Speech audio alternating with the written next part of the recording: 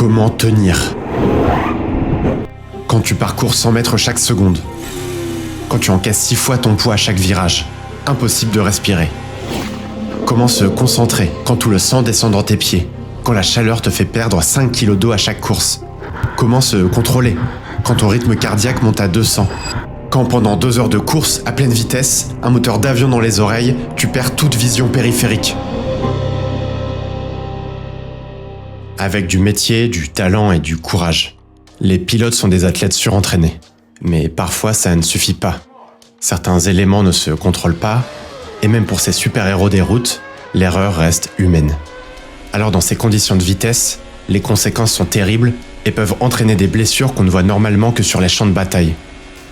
Des blessures qui laissent des traces irréparables sur les corps et dans les têtes.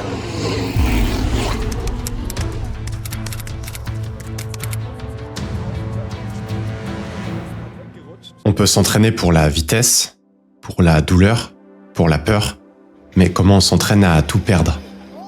Alessandro Zanardi, le 15 septembre 2001, a tout perdu. Et pourtant, c'est à partir de ce moment-là que son histoire est passée d'incroyable à légendaire. Avant de vous parler plus généralement des pilotes qui ont rebondi après un accident, et ce que ça implique, il faut que je vous parle des 4 renaissances de ce héros, passé de la Formule 1 au mont Olympe. Le premier rebond arrive en 1979, alors qu'il n'a que 13 ans. Sa sœur Christina décède d'un accident de voiture. Et malgré ça, ses parents vont le pousser à prendre la piste pour savoir affronter la route. Il connaît alors ses premiers succès en karting. Second rebond en 93. Après être passé par la Formule 3 et la Formule 3000, Zanardi commence une carrière de Formule 1 chez Jordan. Pour les plus jeunes, avant de devenir le logo du PSG, c'était une écurie irlandaise de Formule 1. It's very difficult because everything is new for me here at Barcelona, the track, the car. I never tested the Jordan car before, but it's very difficult. Zanardi arrive en remplaçant le remplaçant de Schumacher. Sans marquer de points, il passera ensuite par Minardi et Lotus, où il atteindra le summum de sa carrière en Formule 1. Une 6e place au Grand Prix du Brésil et 1 point marqué. Le seul de sa carrière. Mais il va connaître des sommets bien plus hauts, ou en tout cas bien plus symboliques. On va y venir. Ce point, il aurait pu, voire il aurait dû peut-être lancer sa carrière. Mais une défaillance des suspensions démolit sa voiture au Grand Prix de Belgique, dans le mythique mur du Raidillon de Spa, alors qu'il était lancé à 240 km/h. Il perd connaissance et ne reprendra pas le volant de la saison. C'est pas facile de trouver plus d'infos sur cet accident, tellement c'est incomparable avec ce qui va lui arriver après. Mais j'ai lu ici et là que l'impact l'aurait fait grandir de 3 cm. Troisième moment clé l'année suivante, alors qu'il vient remplacer Pedro Lamy, qui s'était brisé les jambes dans un accident à Silverstone. Son écurie, Lotus, en difficulté financière, disparaît. Zanardi doit alors se renouveler. Et pour ça, il va traverser l'Atlantique pour participer au championnat américain, le kart racing. Pour sa première saison, il finit 3e du championnat avec 3 victoires et devient rookie de la saison. Il effectuera même le move le plus légendaire de la discipline, un dépassement qui a même un nom, de passe. On se met ça.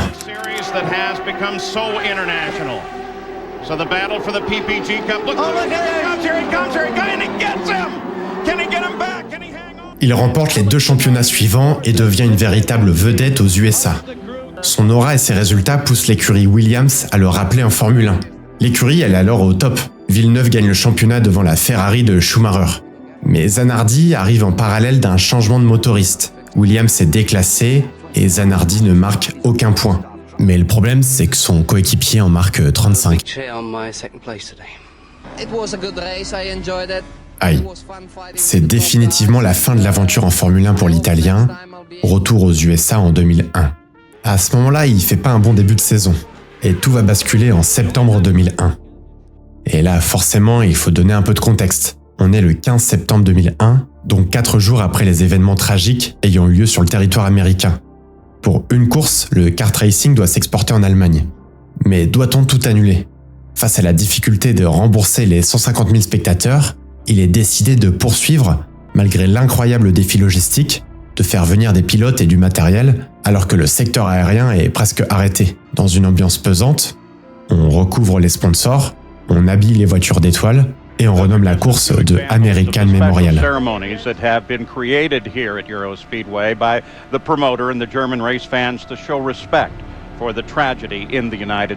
La pluie empêche les qualifications, les pilotes partiront dans l'ordre du classement général. Plus tard pendant la course, pour la première fois depuis son retour dans le championnat, Alessandro Zanardi est en tête et a des chances de gagner. Il passe alors au stand. En voulant rentrer sur la piste, son accélération fait patiner ses gommes neuves. Il part en tête à queue. Il est alors au milieu de la piste, au cœur du danger. Une première voiture le frôle à 320 km/h. La seconde le traverse littéralement. La puissance du crash fut si violente que cela ne lui a pas coupé les jambes, ça lui a explosé. Ce qui lui est arrivé est quasiment identique à ce que subissent les soldats qui marchent sur des mines. Steve Olvey, directeur médical de la course. Alex Zanardi is extremely critical. He's had severe injuries to both of his lower extremities, has had significant blood loss, but he is responding, he is breathing on his own. So we're sending him to the Berlin Major Trauma Center. Un docteur arrive sur place et glisse, pas sur de l'huile comme il le pensait, mais sur le sang de l'Italien. Il forme alors un garrot avec la ceinture d'un technicien, direction Berlin en hélicoptère. Zanardi perd 75% de son sang et fait 7 arrêts cardiaques. Il perd ses 2 jambes, mais il vivra.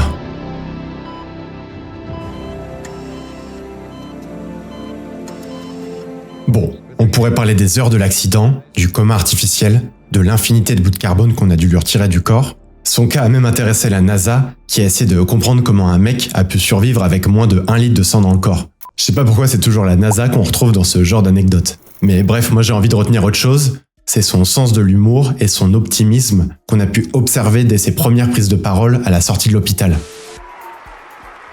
Sono talmente emozionato che mi tremano le gambe. But instead of asking myself, how am I gonna live with no legs, I simply ask myself, how the hell am I gonna do all the things that I have to do with no legs?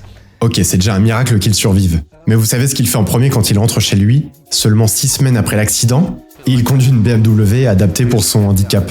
Sa reconstruction passera par là. Aller au-delà du handicap et continuer à faire ce qu'il aime, conduire. Mais aussi se dépasser. En 2003, le kart l'invite à finir la course qui lui a coupé ses jambes. Il va finir les 13 tours et sera autorisé à performer. Son meilleur temps l'aurait classé 5e sur la ligne de départ. C'est reparti pour Zanardi, le pilote. Il se lance en WTCC et gagne 4 courses dans une voiture adaptée. Il sera même le premier amputé des 2 jambes à conduire une Formule 1, adaptée du coup pour son handicap. Mais ces hommages, ces essais ne sont pas suffisants. Il veut gagner. Pour garder la forme dans la voiture, l'Italien s'était mis au handbike, au Velociman en bon français, un vélo entraîné par la force des bras. Pour se tester, il participe au marathon de New York en 2007 avec seulement 4 semaines de préparation. Et il termine 4e. I know you're a pretty competitive guy. What inspired you on such short notice to enter the hand cycle competition of the New York Marathon, which is a pretty difficult challenge? I was on the phone with one of the managers of the company that I represent from so many years. But when he said, "No, Alex, I've done it a few times, and I tell you, without training is absolutely impossible. It cannot be done." Well, at that point, something switched in my head, and I said, "Let's go to New York and find out." Il arrête alors définitivement de piloter pour se donner un nouvel objectif, gagner pour son pays, ce qu'il n'a jamais pu faire dans une voiture. Il enchaîne la victoire en marathon, Venise 2008, puis Rome et New York. Rien ne semble pouvoir l'arrêter. Il a un nouvel objectif en tête, les Jeux paralympiques de Londres 2012. Il aura alors 45 ans. Et devinez où va se dérouler la course. Brands Hatch, un circuit automobile. L'Italien n'y a jamais gagné en voiture. Pas grave, il y gagnera en vélo, en contre-la-montre. C'est au total 4 médailles d'or et 2 médailles d'argent qu'il gagnera aux JO de Londres et de Rio 4 ans plus tard. Il va continuer ses exploits en Ironman, sorte de triathlon comprenant 180 km de vélo, 4 km de nage et un marathon de course. Il bat tous les records en e-sport et fait de bien meilleurs temps que de nombreux valides.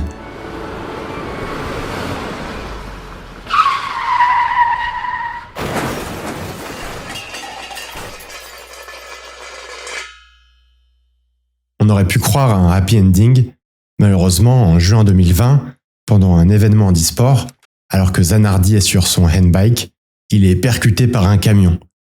L'Italie est sous le choc. Trauma crânien, enfoncement facial, mis sous respirateur, coma artificiel, encore. Mais ce n'est pas encore cette fois que la route l'aura. Il sort de l'hôpital près d'1 an et demi après cet événement. Ok, et là vous allez pas me croire, mais en 2022, 6 mois seulement après sa sortie de l'hôpital, alors qu'il était alité chez lui, un défaut de panneau solaire déclenche un feu et endommage ses systèmes de soins. Destination finale n'a rien inventé. Retour à l'hôpital pour la 4e ou 5e fois, je sais même plus. Il en sort au bout de quelques mois, pour de bon cette fois, on l'espère. Son histoire, elle est vraiment incroyable. J'en avais déjà entendu parler, mais je suis surpris qu'en France, ça reste assez méconnu. Il y a bien quelques longs articles sur Eurosport ou sur l'équipe, mais en vrai, pas grand-chose. C'est peut-être générationnel, dites-moi si vous connaissiez son histoire dans les commentaires. Mais je trouve qu'il manque quelque chose à ce récit. Ça donne l'impression qu'après un accident, le seul moyen de se remettre, c'est de faire des trucs encore plus extraordinaires. Remonter sur le podium, gagner des médailles olympiques, faire des Ironman, des marathons, etc. Ça me fait penser à ce qu'on appelle le piège du narratif inspirationnel.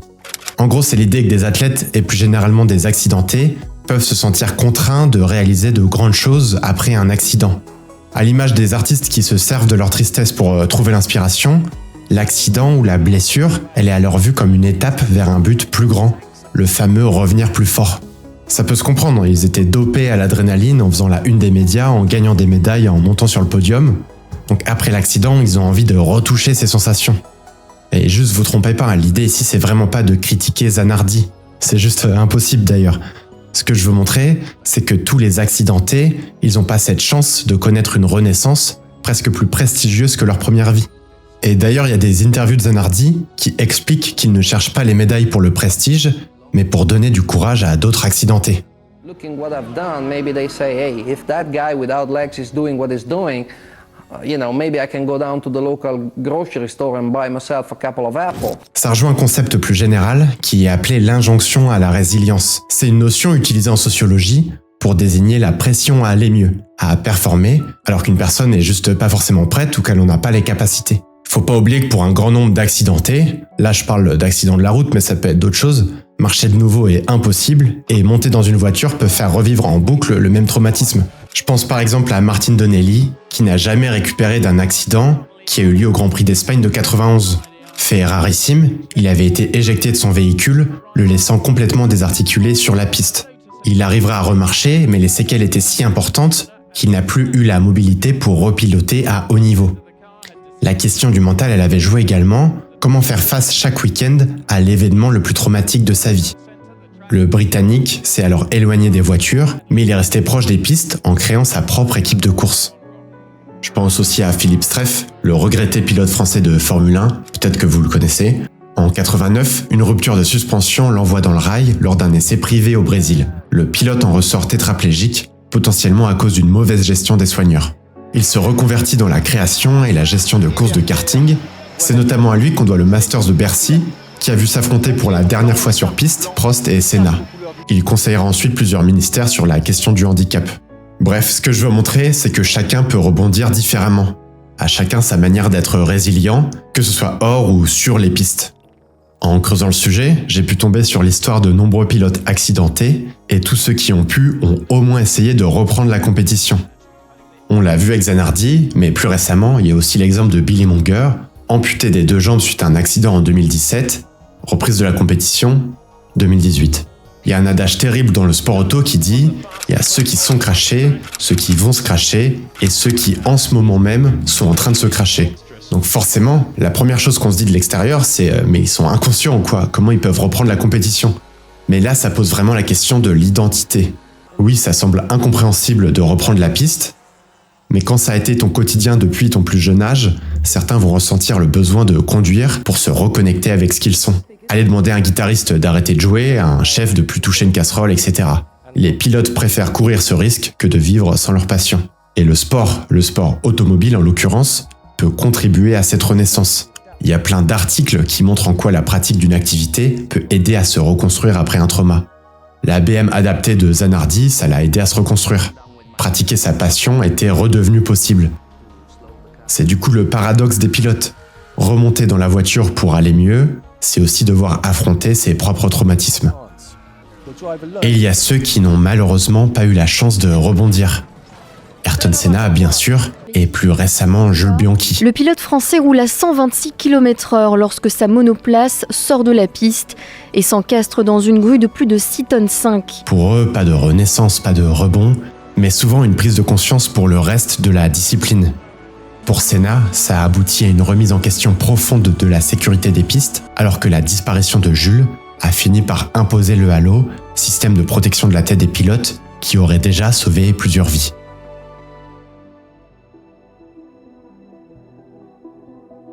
Vous l'avez remarqué aujourd'hui, moins de statistiques, moins de graphiques. Je trouvais que le sujet s'y prêtait pas trop par respect pour ces personnes.